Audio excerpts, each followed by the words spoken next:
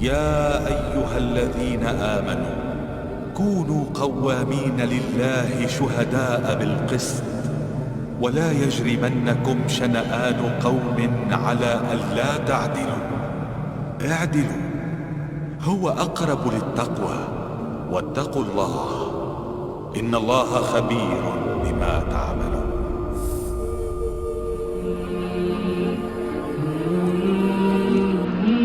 ngatiren diine o gakkutte men imanagal koye ɓernde wonat kono enen mbadden ɗum koye guttuli men.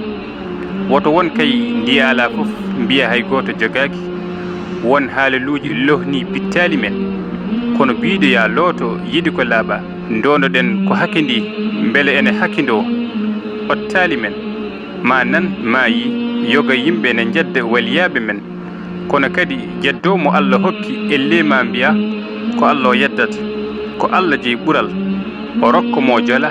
Allah ko joom ɓural mawgal, Allah ko mawɗo mawnina darjina mo jola.